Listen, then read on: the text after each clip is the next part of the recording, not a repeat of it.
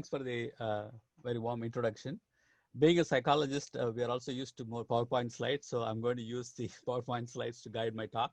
Hope that's okay. So give me just a second to share the screen.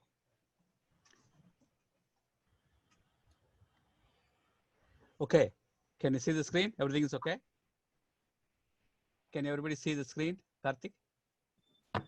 Yeah. Yes. Yes, fine. All right. Okay. A lot of my work is on dignity and caste. So today's my presentation is going to be to give a general sense of what cultural psychology of caste might look like.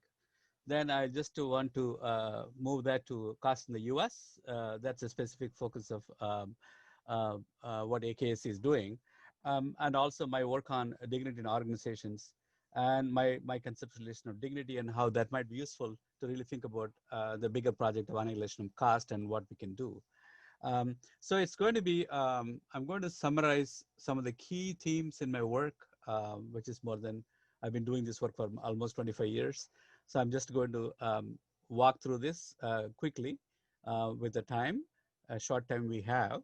Feel free to ask me or email me whenever, if you have any questions. Okay. I want to start with the Murli's work, 5 Conception of Caste. Probably he talked about it in his talk. So caste is seen as a political interest group as an idea, as caste is defined as a political interest group. It's also a social cultural capital, the kind of access we have to different network of resources. And some people use it as caste association, things like that. So caste can be seen as a capital. Caste is also an ethnicity, which is very relevant to the US context. So I will emphasize a little more. My talk will focus on that strand of his work. Caste is also seen as a benign normal category. So people say, oh, caste is, I don't see caste except only when I'm getting married or, you know, things like that. So people actually use it as a benign category, but at the same time, caste is also violent, brutal, abnormal. In the sense we see a history of a lot of honor killing, caste-based violence. You know, there's ongoing thing as a society, we are dealing with it. Okay. Why caste is an ethnicity? Why it is important when it comes to the US? So first thing, when you come to US as a cultural psychologist, what you notice is when you come to US, you actually become Indian.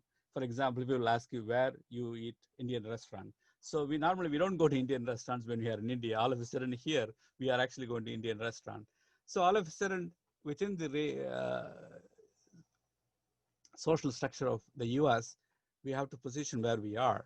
So that really, within the white-black continuum, the racial continuum, immigrants try to place themselves. So usually immigrants do 2 things. One, either they can actually identify strongly with the white majority or identify with the marginalized community.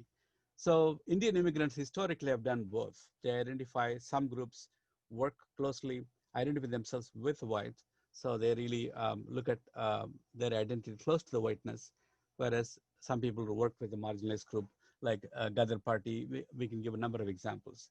So at the same time, 2 things happen. So you are here, all of a sudden you are also looking at your relationship to the whiteness and now your own position within the US. And caste gets a different meaning, a new meaning when it comes to here, because when people are discriminated, immigrants tend to idealize their identity. The more you're discriminated, you try to construct a very positive narrative about who you are. So you really come up with a lot of idealized sense of identity, creating certain historical sense of who we are, things like that. So we looked at how this idealization shape immigrants, how they're going to settle within the US. So the discrimination is another larger context because they're also seen vis-a-vis within the community among Indians, what I call the horizontal discrimination. It's how you treat each other within the community. The vertical discrimination is the comes out of vis-a-vis the whiteness and the dominant group within the culture.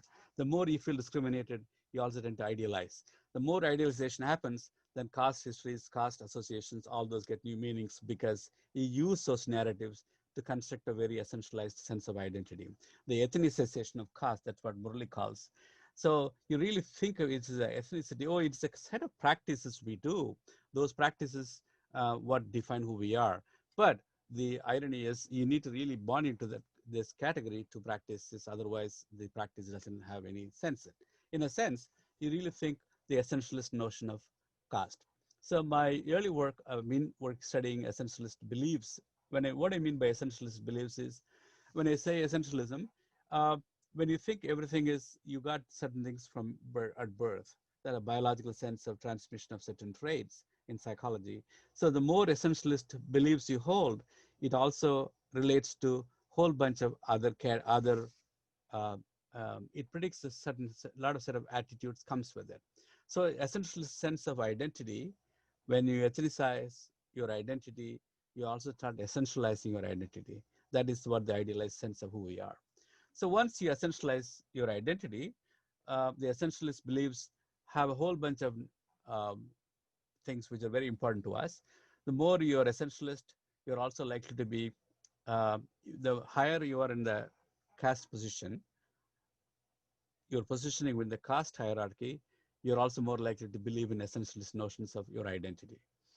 The higher you hold on to essentialist beliefs about your identity, you also, if you think that your identity is essential, this biological transmitted, all those things, you are also going likely to be score very high on racism, sexism, Islamophobia, social dominance orientation. The sense that, oh, everything is, oh, each culture has a hierarchy, so the hierarchy is natural part of the world. The more you think it's natural, you also tend to essentially, it also goes well with the essentialist notions of who you are, your identity, so on and so forth. So it also goes with right-wing authoritarianism, which is a sense that uh, everything is, the more conservative beliefs about the world has to, everything needs to be in an order. The more you believe that, you also tend to essentialize your identity. Homophobia. Um, People who are also very high on essentialist notions of identity, they also don't have a lack of awareness of their privileges, being a male privilege, caste privilege, gender privilege, all those things, they all go together. And people who essentialize caste, they also tend to oppose intercaste marriage, right?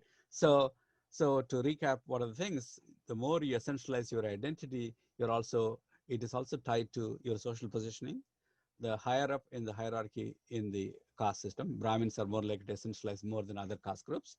Um, then essentialist beliefs also relate to racism, sexism, Islamophobia, uh, and all the social justice issues we are worried about, right? And they are also, people who score high on essentialist beliefs also likely to have a very high, are opposed to intercaste marriage. So we did a study, a big data study looking at Shadi.com, a popular marriage website, seeking potential partners. So sample size of 300,000 descriptions, postings, we looked at it. We looked at people who said cast no bar. There's an option you can choose. So we also tried to find out who is more likely to choose that cast no bar option. So openness intercaste marriage was also tied to caste status. The higher the caste status, the lower your openness to intercaste marriage. For example, Brahmins are in the average are least likely to choose the option caste no bar. Particularly Brahmins in the US are more likely to choose, they're actually more conservative than Brahmins in India. So that's a really important piece of information. So we also did not find any regional variation. Brahmins across Indian subcontinent, we found South Asian context, we found least open to intercaste marriage. So than any other caste group, of course, children of intercaste marriage are more open to intercaste marriage.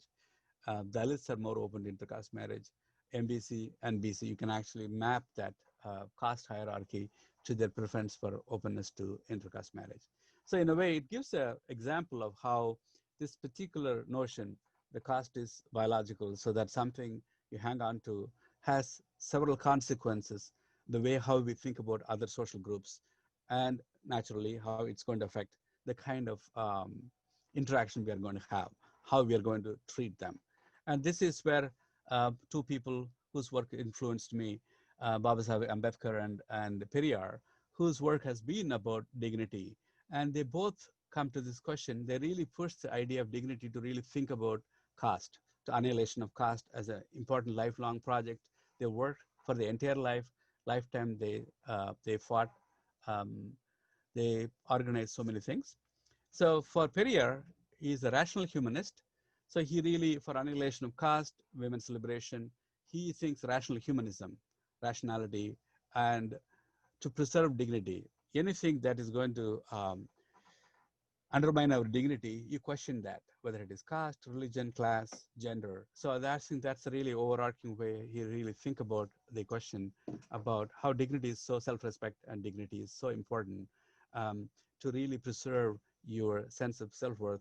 And as a humanist, he used rationality and science and progress to really question the beliefs or the practices that undermine the dignity of an individual and how it undermines because where you're born. Instead of looking at who you are as a human being, you deserve respect. And that's really become the underlying um, emphasis on the way he thought about dignity in the Annihilation of Caste project.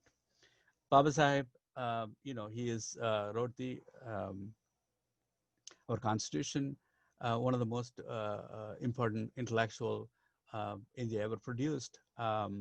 He he fought all through his life constitutionally, everything, all the various fronts he fought for to annihilation of caste, and towards the end he also became converted to Buddhism as an engaged Buddhist who converted to 300,000 Dalits to Buddhism in 1956. So the idea behind his logic behind the conversion is the notion of how Buddhism um, is a provide an ethical vision for a society where kinship is formed based on values, not on birth, such as compassion and human dignity, because our lives are interdependent. All our lives are interdependent.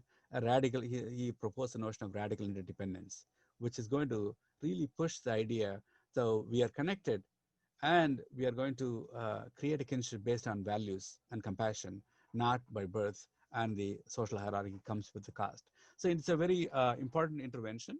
So both Periyar and Baba Sahib took different routes, but really both have a very strong commitment to annihilation of caste. Okay, so when you think of dignity, how we study dignity, how to think about dignity, what psychologists do with the idea of dignity. So I'm going to walk you through how dignity has been studied and give some examples from my own research, then come back to the question, what can we do, right? That's really the question. So, okay, so what is dignity? Dignity has been studied primarily by sociologists. Psychologists don't have a lot to say. It's a very small research. I think most of my research you can count, including mine is probably one of the earliest work in dignity, looking at dignity. But it's a very important topic within sociology. Um, Dignity and labor. Labor sociologist Randy Hudson talked about dignity. The way you think about dignity at workplace is how mismanagement and abuse. These are the four conditions that really violates the dignity of the worker. Overwork, limits on autonomy, contradictions of employee involvement, abuse. All those things can undermine the dignity of the worker. Um, so Sharon Bolton really talked about two different kinds of dignity. Dignity in work, that is whether the work is respectable and meaningful work with social esteem and responsible autonomy, right? So if I'm a doctor or engineer, there is a particular way, there is a dignity comes with the work. If I'm going to say I'm a sanitation worker, or I'm a butcher, or I work on funeral homes, um, there is no inherent dignity. The society doesn't view these professions with a lot of dignity. So these professions are not given dignity, the same dignity some professions are given. So there is a hierarchy in the way how professional dignity is attributed to certain kinds of work. Dignity at work is where wherever you work, there should be equitable, safe, respectful, healthy working conditions, where you feel valued, where you feel you find meaning at work, you feel safe, you feel not discriminated, where your dignity is not violated. And I think that's a dignity at work. So we need to really think about dignity in both ways, and we really look at what are the conditions under which dignity injuries happens in workplace. So people like Carol Jacobson, she studied dignity in a healthcare context. So she says these are the conditions under which dignity violations happen. So dignity violation happens when there is a position of vulnerability. Somebody is marginalized, and there is a position of antipathy. People don't care. Then harsh working circumstances and an order of inequality. If all these factors are embedded in an organizational context, if there is asymmetry in the in the power relations, the dignity violations become a norm, or the organizations have more dignity violations that become an organizational culture. Some of the examples of our dignity violations will be exclusion, revulsion, indifference, contempt, disregard, rudeness, bullying, vilification, labeling, discrimination, and assault. So, so whenever I teach a course on mindfulness and dignity. Whenever I ask students, they always ask, how do you define dignity? But if I ask them, but they'll really think about, oh, I don't know. But if you ask them, can you think of a situation where your dignity is violated? Then they will actually give a long list of things they can think of, right? So, so based on this, I define dignity. This is how I think about dignity, because dignity is an intervention in some sense, the way we think about it, how we carry ourselves. Both Baba Sahib and Periyar really thought about this. Dignity is an embodied practice, a constellation of process by which we embody, recognize, intervene, preserve, and cherish the very core of what makes us human. So whenever it's not happening, as a dignity injury, it's going to affect us. So within this context, you can think of three different kinds of dignity: personal dignity, intersubjective dignity, and processual dignity. Let me walk you through what it is. Personal dignity is about self-worth, who you are, how you carry yourself. As a human being, we all are endowed with certain sense of dignity as being human, right? It has an aesthetic quality. Each of us carry ourselves. We are unique in every way. And there's a sense of acceptance of who we are, whether we are tall, short, dark skin, light skin, so on and so forth. Everything comes to the basically acceptance of who we are. The intersubjective part is how you really recognize the interconnected nature of our lives. You treat other people with respect and recognize the common humanities.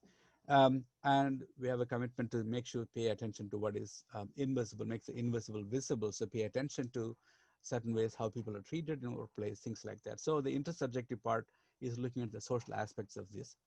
Then the processual dignity looks at the practices. What are the practices, right? It's not just in your head, it's also material things, what people do in the classroom. So I can all talk about all this dignity. If I don't treat my students well, if I don't respect them in my classroom or in workplace, so what kind of dignity culture, what is the norms I'm setting up in my workplace? What are the things I do to prevent dignity injuries? To recognize the uniqueness of all the people and how the recognition, openness, is there practices, and is there a sense of solidarity, right? And empowerment, make sure that people are heard, they are empowered in workplace. The processual dignity really puts at the institutional practices, norms. Some are implicit, some are explicit. How these things affect a sense of belonging. This is important. These things foster a sense of belonging.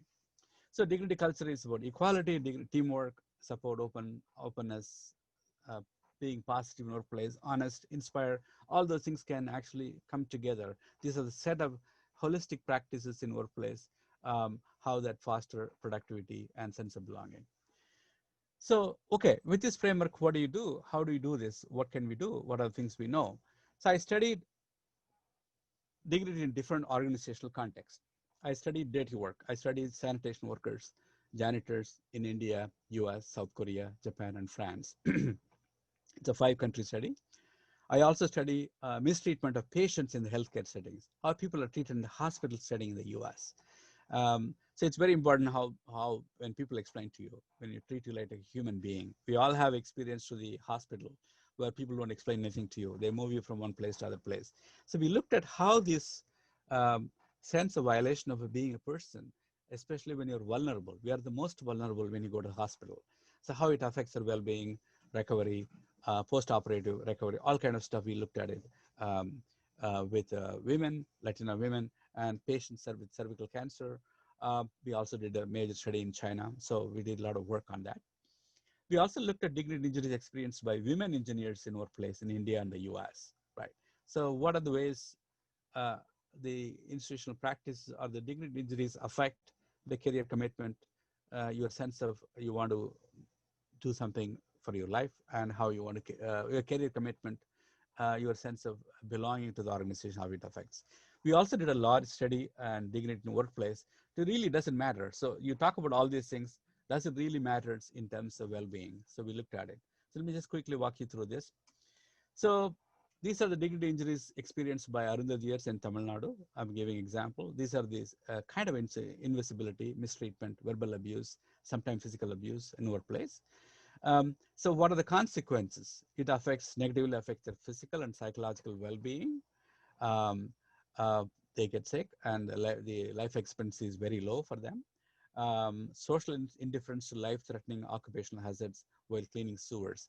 If something happens to them, the number of janitors deaths in India is one of the highest, but it becomes so normalized. So it's a constantly activists have to fight for it, bring it to the attention. How there is no sense of dignity in the kind of work they do. There is a public apathy, indifference to the sufferings of the workers because they are seen as the Dalits who are supposed to do the dirty work. That means this is part of the life. And their suffering become invisible. And it really affects them in a profound way, how they think about themselves, how they interact with their family, and how they cope with it. So all those things have a very lot of negative consequences affecting their life and safety at workplace. Women engineers and in India and the US, these are the typical dignity injuries they experience. Disrespect, so men don't treat them with respect, especially if you are a female boss. Othering, so they don't really include them in many of the conversations. A lot of conversations they are not part of. And blatant gender harassment. All those things affect women's commitment to work, their sense of self-worth. They all come with a very high expectation and a very high commitment to work with a lot of enthusiasm, all those things. All those things over time shift. They have a lower commitment to work. And over time, it reproduces gender inequalities in workplace. So both in the US and India, there are slight differences in mechanisms, but these are the overarching themes of what we found. So what does it really good? Is it really important dignity? What is good? It's not just an ethical thing. We also found did a major study looking at in France a sample size of 20,000 workers, ranging from film directors to sanitation workers and home care providers. We just finished the analysis of the data. We found we are actually tried to measure all these three dignities we talked about: personal dignity, how you see yourself, and the intersubjective dignity, how you're socially in your workplace, and the processual dignity, the dignity culture in workplace. All these three things are important. They all predict individually mental health and physical health, family well-being, meaning at work, how satisfied they are at workplace. And when all these three dignities are in place, they have a higher sense of belonging and low levels of absenteeism. Very few people miss work, so which is important. So so other people have done work on the dignity injuries in workplace, like Karen Lucas.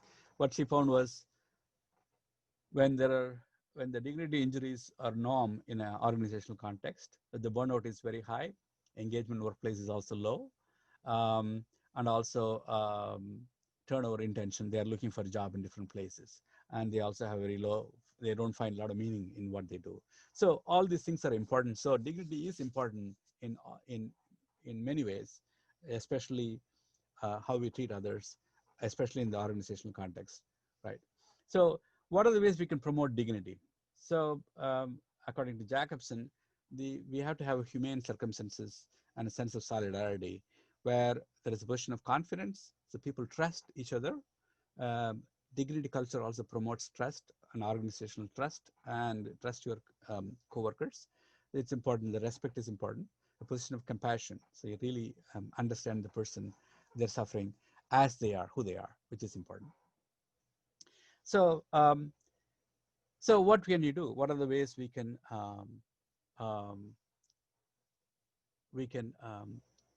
annihilation of caste is an important thing. What are the ways we can do? So based on our work interventions, I've been teaching dignity and mindfulness for a while. So these are the things I thought at least A, B, C, D, E of this we can think of. One is aware of your privileged identities. Privilege awareness really help people to really rethink who they are. It helps them to connect. So any privilege awareness intervention we did that really improved their intergroup contact, the intergroup relations, how they treat other people. So privilege awareness, being a male, being a white person, being a heterosexual, being upper class, all those things, all those dominant identities, being aware of that really helps people to really understand their own positionality on how to connect to other people. Be intentional about including people from various backgrounds who share your values in your community. We found the more people have friends from other communities part of their social life, or when they hire people from other communities in their workplace, we found all those things are good things, and they have a stronger sense of commitment to social justice. All those things go together. So expanding your social network, expanding your kinship, how you're going to form the community you want to be part of, and that's just important. Cultivate a commitment to preserve all these three dignities. How do we do this? So I really work with my students to develop a vision for dignity, personal dignity, intersubjective and processual dignity over the whole semester. We have a series of exercises, journaling, activities, discussion. With foster, each student has developed their own vision, how they're going to implement these dignities, how to carry these ideas forward in the real world, where to really make a better world, to really how to really make very concrete steps. What are the concrete steps they can take, right? So first thing, you need to make a commitment to do this. That's a really important thing. Then develop a reflective understanding of the situated nature of our identities and life stories. So our caste is not our identity alone, class, etc. So we are much more complex than that. So our identities are situated, and it is, we all have very fascinating stories that's beyond our caste. In fact, it's a very small, if at all, the least interesting part of who we are.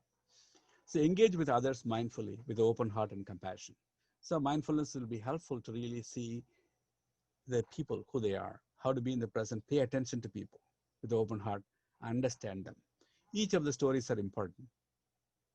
Each our interactions are important, because a lot of times the communities we are, sometimes we have a lot of friends outside our caste group or network. So I think they are most important part. So what I want to do is talk about Thaikka Muthu. She's an important person in my life.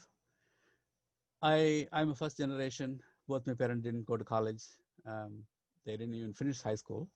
Um, so I went to engineering, and then I came to the U.S. When I got admitted to U.S., I was still supporting my family, so I had to really I got a scholarship to come, but still for the summer stipend and all, I need to create a bank balance to show that I can actually come. Not only that, I need to bring that money to actually show the money, bring the money with me. So Thaikka Muthu was, she's a Muslim family. They were neighbors. We were very close friends. We only know each other for a year. But she heard this, I didn't have any place to go. I didn't have relatives to support, or I couldn't ask them, even some of them I know. So she gave all her jewels to me. I took a jewel loan. I put them in a bank, got money, used the money, I came here, and I only paid her back. So she died 6 weeks ago. So, so the story is important because these are the interactions, these are the values I shared with her. And I'm still part of her family, and she's still part of our family. That family is still part of our family, because this is the kind of work, because her compassion for me really enabled me to come here. Reservation, I went to school because of reservation, because of the social policies of the Dravidian parties and Dr. Ambedkar. All those things enabled me to go to college, which opened the door. First generation, went to college. Then to come here, I have to work to come to US. Then people like Thaikka Muthu and Amma was really helpful for me, helping me to come here. So in a sense, these stories, these communities, which are important part of who we are. So we need to see people who as they are. And she saw me not as a Muslim. I'm not a Muslim. I'm not belong to a community. I'm not a relative. But she just gave everything she had, give it to me, just just like that. So these are all important. So I think what I'm saying is, I'm sure everybody has, a lot of people have stories like this. And I think these stories are important for us to reconnect the way we think about who we are, how complex we are, how to use the narratives to connect to people, because that's the kind of a community which is caring, compassionate, like Thaikka Muthu did for me, which is important in my life, made a huge difference in my life. So hope this will lead us to have a beloved community, what Martin Luther King calls a community in which people of different backgrounds recognize that we are all interconnected. We are all in this together. and that our individual well-being is inextricably linked to the well-being of others. So if something good happens to you, it's also good happens to me. So how to cultivate this? I think that's really a intentional act. Hope we can work together. I think hope we can move together. And that's a vision Baba Sahib has.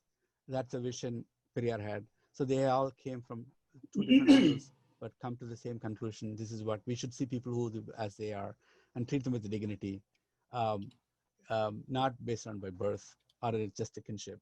So we need to see beyond these things, how to do this. I hope this dignity perspective help you to expand your awareness, how to think about these questions in a way that's going to be um, that's going to help us to build a beloved community where we recognize how our lives are interconnected, a lot of compassion for each other, which is important. Um, so I thank AKSC for inviting me, and I thank you all for coming on a Thursday afternoon, evening to listen to us. And hopefully we can take some questions. If you have any questions, feel free to, this is my website. I have resources to talk about dignity and how to use mindfulness and things like that. Feel free to use any of them and feel free to email me. You can also reach out to me. Thank you. Thank you for your time.